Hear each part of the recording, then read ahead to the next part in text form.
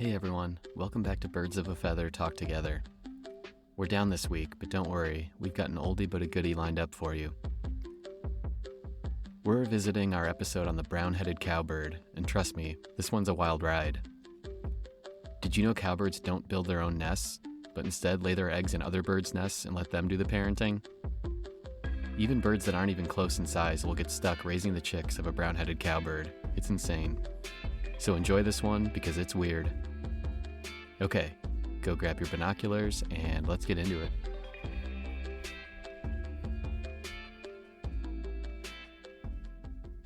All right, well, welcome back, everybody, to Birds of a Feather Talk Together. This is RJ, and I'm with John, Shannon, and Amanda. And before we get into talking about the brown-headed cowbird, just a little bit of housekeeping. Our round-robin tournament is finally over after a couple months, it feels like. And the American woodcock won, so thank you, everyone, for voting and participating. But woodcock is our bird of the year. Any thoughts on the woodcock? I'll try not to hold it against all of you and everyone else for not writing in shoebill, which is clearly better. I think I said this before. There's always next year. Yes, that's right. And maybe woodcocks are due to repeat. I hope so. No, I hope so. Woodcocks won't be in the mix next year. We'll have a whole new series of things that people can vote. They keep their team out of the transfer portal. Yeah, exactly. Everything will be... Exactly.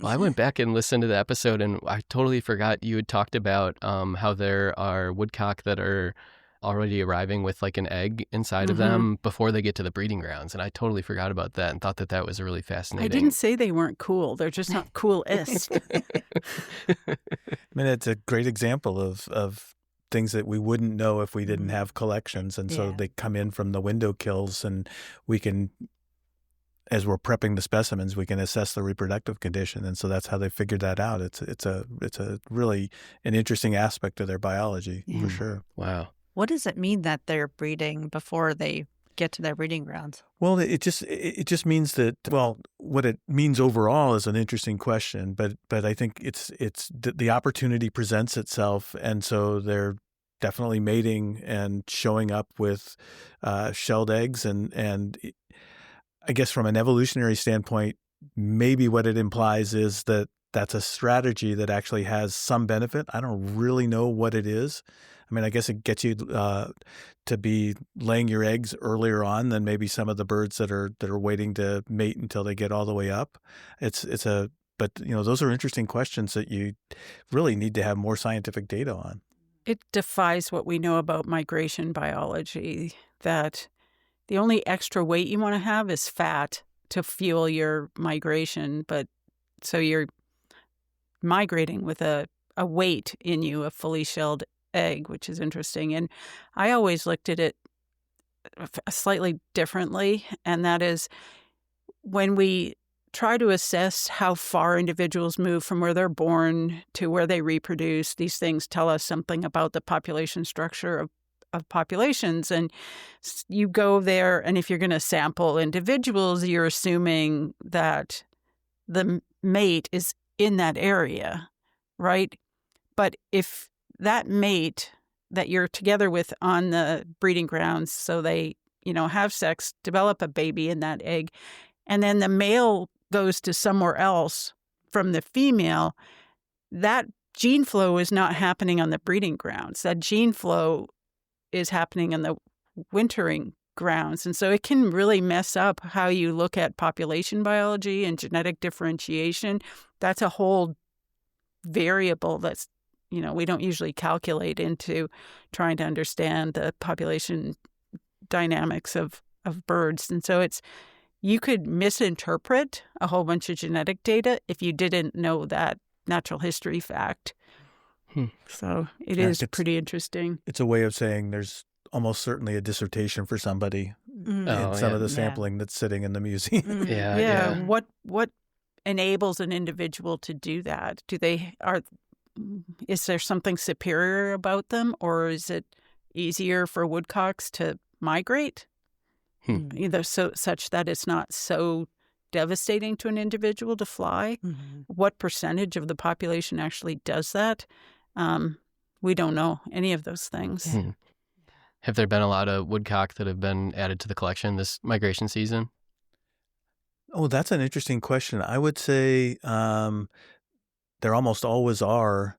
I feel like in general, and I haven't paid quite as much attention to stuff as it's been logged in this time around, it seems like it's fewer birds. And, you'd like to think that maybe that's the result of the downtown buildings doing a better job with respect to turning off lights. It could also be some aspects of the way the winds have been blowing this migration. They're just pushing birds away from the city a little bit. That's exciting. I feel like hopefully it seems like there's more awareness. There's absolutely more awareness. That's great. Until it fades. Oh, and that's sure. why routines, building, people who are in charge of and who own buildings need to have routines that don't enable them to forget. Yeah. That, if you put your keys in the same place every day when you get home, John, you'll find your keys when you leave without thinking I have an too app much. for that. Yeah, right. But can you use the app? That's the issue. And if it's a routine, then you're less likely to do it. If it's a chore or something you view as unimportant or a burden, or if it's not part of the normal process of managing your building, then it just fades away because the attention fades away until it doesn't, and your building kills a whole bunch of birds at one time, and our graduate students post on social media and create a furor. And then there's a lot of attention to it, and then it dies back again. We need to all work together to make buildings function better for not just the people who book events or have conventions or live in a building, but for the birds that fly through Chicago. Nobody wants to be seen as the bird killing center of the world, right? Especially when we have enough data now to know how you prevent that from happening. Yeah. How you can minimize the number of birds that smash into windows. We know that light regimes make a really big difference. Closing your lights, closing your blinds, closing the curtains, really makes a substantial difference in reducing the number of birds that fly into windows. So it can be done. Chicago's done it. We have data to show that it works. So hopefully we can just keep awareness on everybody's mind so it doesn't fade out. Yeah. Yeah, the best not we in a can. sensational way, right? Because, of course, when that many birds kill themselves, it's a big thing, and there's a lot of sensationalism. But the only way it persists and not just be some social media storm or some sensational event is that people learn the lesson of what that means and not just the drama of it. And so that's what part that bothers me is the drama. And the drama, too much drama, can influence our ability to convince building managers that we're sane and rational when we're asking for these things and not just, going off of a deep end or something like that. Because we all have to work together for this. Yeah. But woodcock still should not have won. Next year. Yeah, we'll see if they're Now a powerhouse. everybody's untrustworthy. If woodcock wins this year, heaven only knows what you're going to do next year. Wrong turn everyone's going to take. Well, I'm curious to see how Brown-headed Cowbird would do in a tournament because it seems like they would play dirty. I'm kidding. That depends on your criteria, Yeah. doesn't it? Or where you place your value. Well, I'm sure with Brown-headed Cowbird, we'll get into kind of the parasitism and all the stuff that they do later on. But just to start, should we talk a little bit about their appearance and kind of give an overview for our listeners who aren't familiar with them? Yeah, so they're a member of the Oriole and Blackbird family, the Icteridae, which is an entirely New World family. So they're only in North and South America. And there's a group of related birds called cowbirds. And only now 3 of them actually reach North America. And it's interesting because across the 5 or 6 species, they have various types of parasitism. And some of them are very specific, meaning they only parasitize a few species. And we don't mean fleas and mites and lice and things like that. In terms of parasites. Yeah, parasitism means that they lay their eggs in another bird's nests. So they're, a nest parasite in that sense. So they're parasitizing other birds. Okay. Which is But- kind of what they're famous for. And brown-headed cowbird is found throughout the continental U.S. I mean, it's a very widespread bird.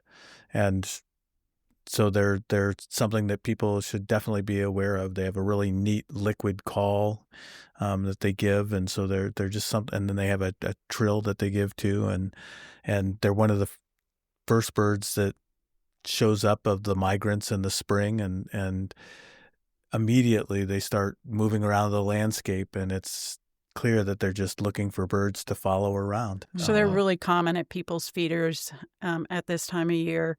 And another interesting thing about them is that the males and females look really super different. So if you're going to see a male, you're going to see this brown-headed, well, that's in its name, but a brown-headed bird with kind of an iridescent body. And the females are streaky. And if you didn't look at a bird book, you wouldn't even put them in the same species. So the males and females look really, really different.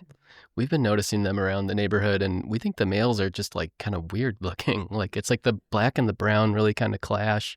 The type of feather on their head looks different than the rest of their body. Like there's something about them that just like is kind of strange, I feel like. Yeah. More so than other. Is that what you're saying? I would say that. Even before you know their behaviors? Yes, yeah. No, I think it's an interesting observation, and I'd agree with you. And it's, at the same time, presumably that plumage evolved because females are attracted to males that look like that, which is really interesting, given that it's such a strange color combination. Yeah, and the feather type seems different on their head too. Like it almost looks like it like shaved its head or something, and it's growing back compared to the rest of its body. There are different arrangements of the way melanin, which is producing these colors, are in the feathers. So it's different in that brown, that very dull brown that's their head, versus what the melanin is inside the feathers in the brilliant kind of black iridescent part.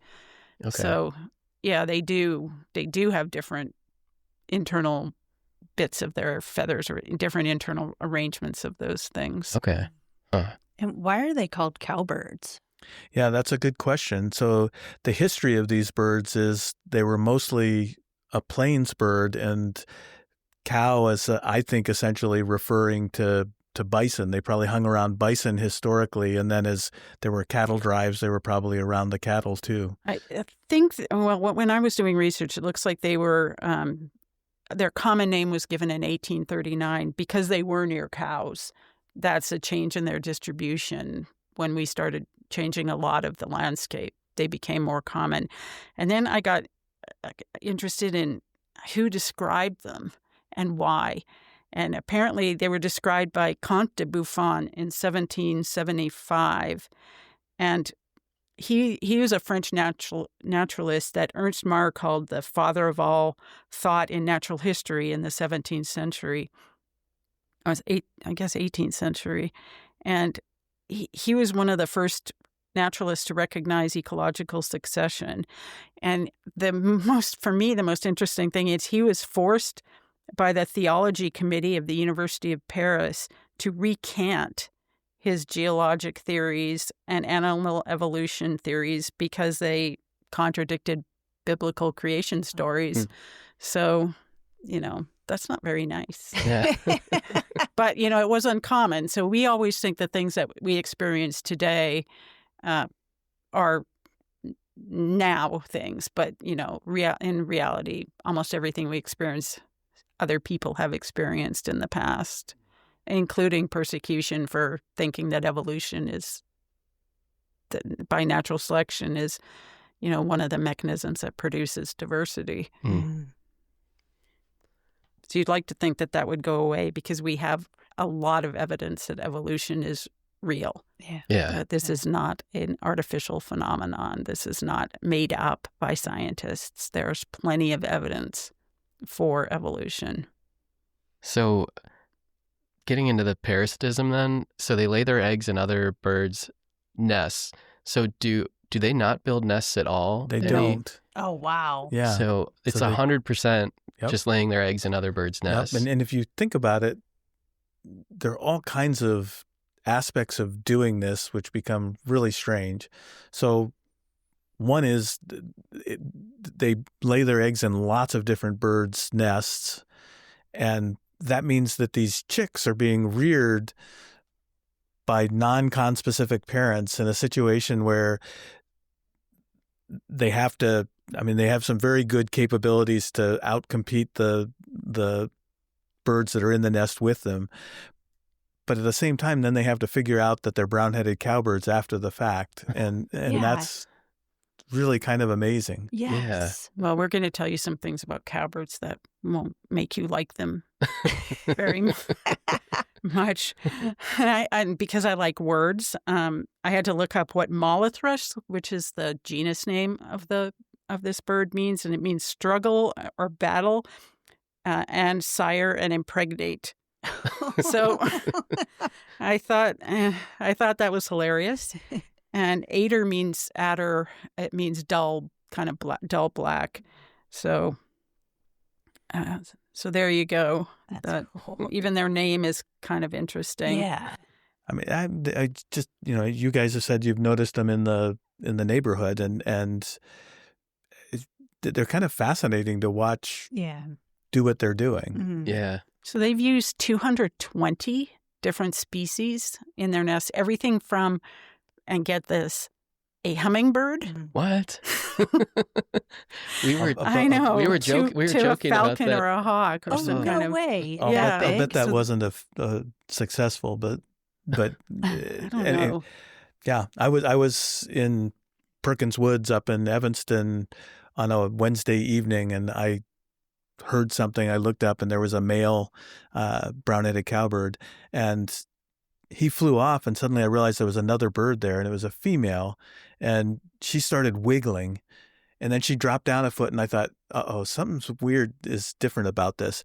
And there was a robin's nest right there, and she just went right into the robin's nest, and she was probably there for 15 seconds, maybe less, before the robin chased her off. Oh. And I'll bet it was still enough time to lay an Lay egg. eggs. Oh my gosh. And we were walking by there actually this morning on a bird walk, and that nest looked like it was abandoned. Oh, wow. And so some birds will do different things with respect to trying to protect their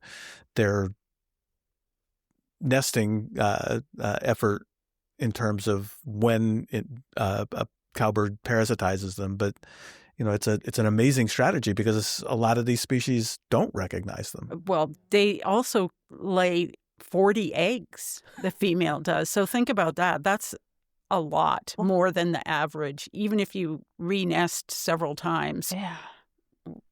Is that 40 different nests then? Yeah, although sometimes they'll put more than More one than egg one? Okay. Wow. In a nest. And they have all kinds of other,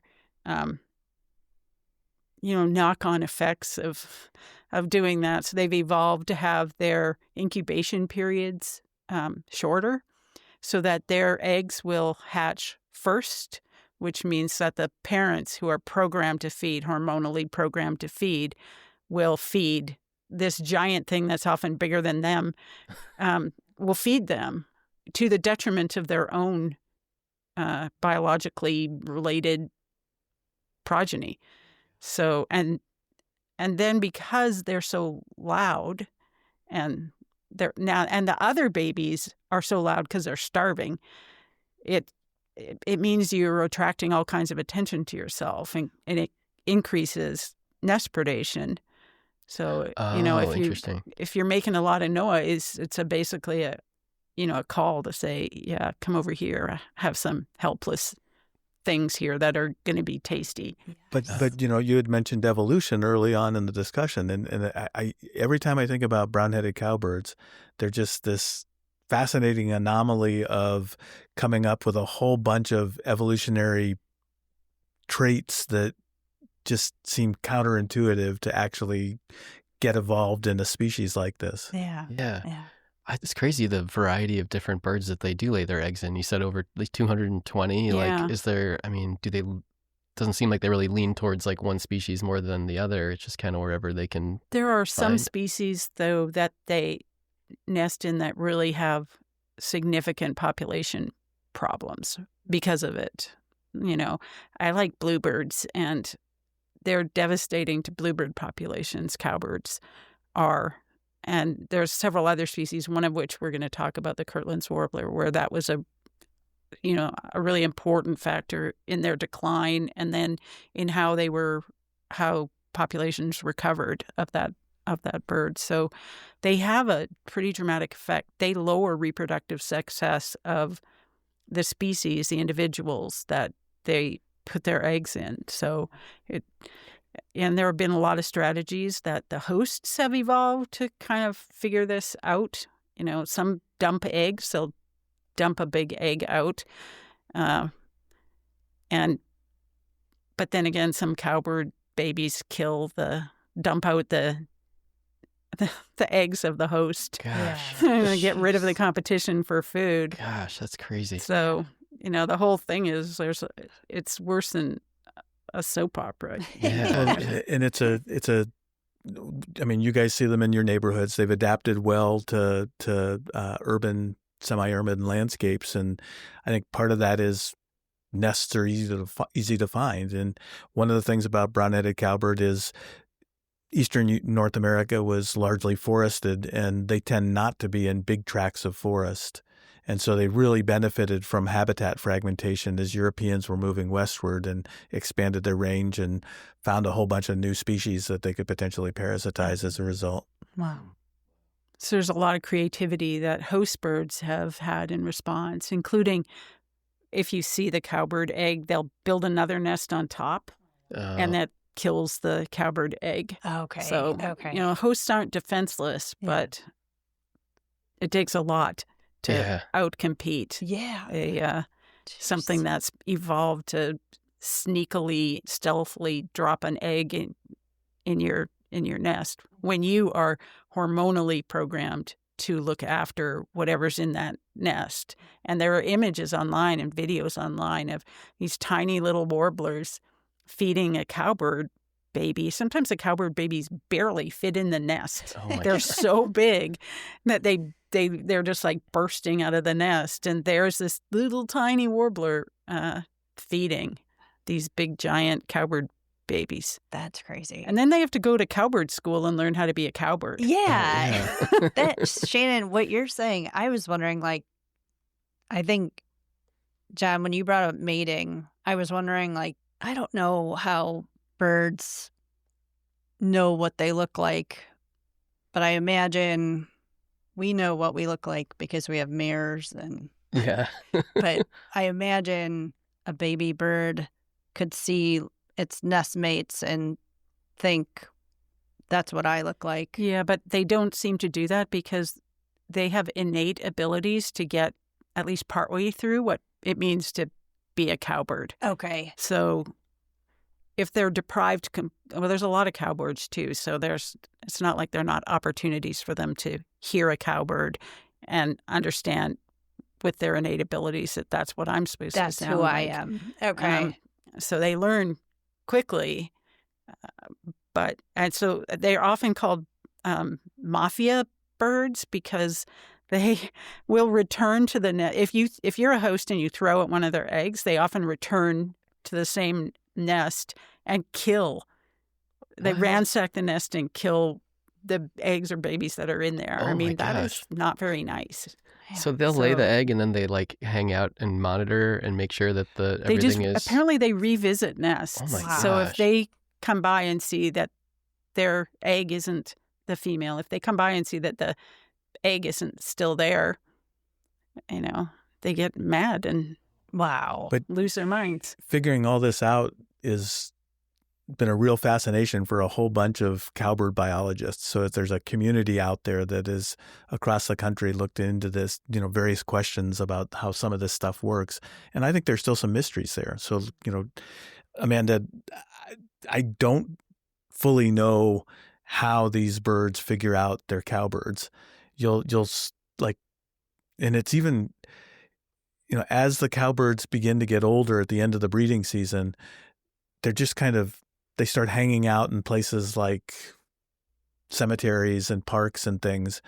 And I guess they start seeing other cowbirds, and that's got to be the time at which they're figuring it out, unless maybe I think there's so many cowbirds, and they must have very fast learning responses and triggers by the environment so that they hear a cowbird that's going through and they innately know that that's a cowbird. So these little encounters tell them they're a cowbird and at least get them part of the way there. But apparently if they never hear cowbirds, they sing a little bit like a cowbird, but not completely like a cowbird. So there has to be a learning part of it. That's typical of the general way in which passerine birds learn sound. They have these windows of opportunity when the birds are young.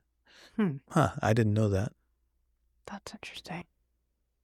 The oldest one, because I'm fascinated by these things too, 'cause some of these are unbelievable. The oldest one was 16 years and 11 months old. And we know that from banding data where people have banded and then recaptured, that's a pretty long time for a songbird to live that many years. I don't know how common that is.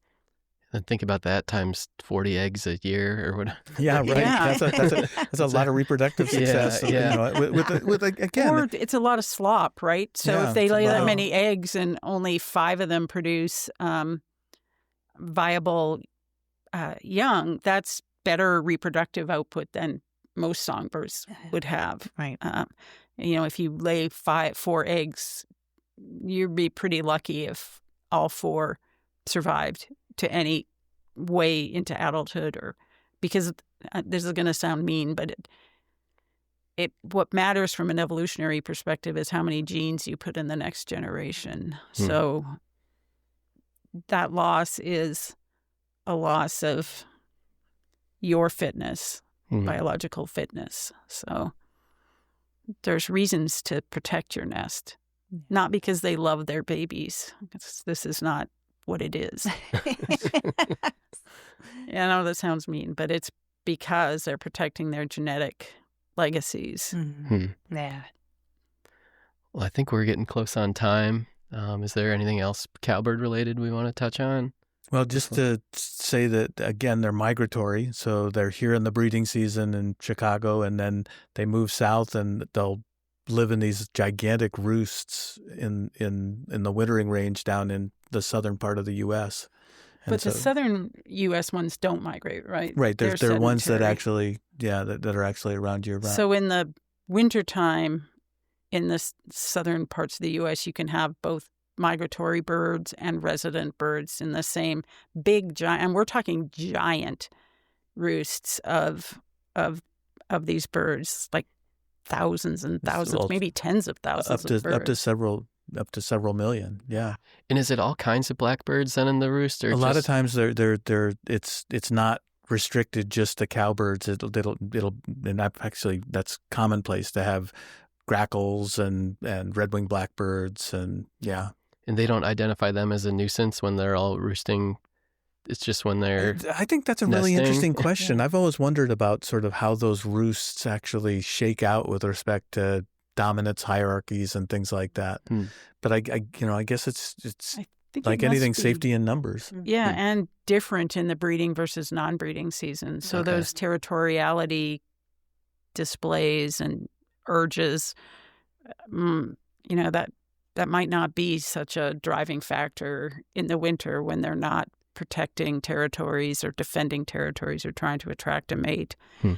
It'd also be interesting to know a lot of those big flocks are roosting in major agricultural areas, and so what they do in the morning is go off to find fields that have stuff for them to eat, and that's their primary diet in the non-breeding season. And so I wonder what that was like 500 years ago. But DNA data could tell us something about the historical population sizes of these birds. So it's possible to learn to use what's there now and infer what might have happened in the past when the big expansion of population numbers happened. Were they always this numerous or not? genomic data can give you insight into that. The whole thing just made me wonder, like, this is total hypothetical, but what a cowbird would do if they never saw another bird and they needed to lay an egg. Like, right. Could they actually figure out how to raise a chick if they... Right. No, they won't. They don't know how to build a nest. They wouldn't. Yeah. So they can't. Yeah. That's so bizarre. That is so crazy. Yeah. Wow. Well, it can't be the best strategy because it hasn't evolved that many times. Especially because they don't camouflage. And we should talk about birds that do try to camouflage in some way. But you mean with eggs or camouflage? With eggs or with mouth linings of chicks or something like that. Cowbirds don't care about. They're not trying to hide their eggs. They're not trying to mimic either the behavior or the color patterns or anything like that of their hosts. They don't do any of that. They just drop their eggs and bye-bye. Oh, my gosh. That's crazy. All right. Well, I think we'll call it there then. John, you want to wrap it up? Yeah, I just say, again, I'm going to put a plug in for cowbirds actually being pretty amazing parts of the North American avifauna, even if they do a lot of damage. Oh, and I want to let people know that they're numerous in collections, too. We have 1,481 of them in our collections. So that's a large population size in our collections of these things. So they're not uncommon in collections. I'm excited to talk more about them a little bit on our next episode about the Kirtland warbler, because I'm sure some have something to do with that. So definitely. Okay. All right. Well, thanks, everyone, for listening.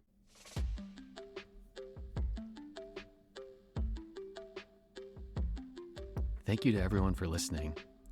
We continue to get great feedback from you all, so thank you for being a part of this with us. You all are the reason why we do this, so thank you for listening and following along. See you all next week. We love you all. Thanks.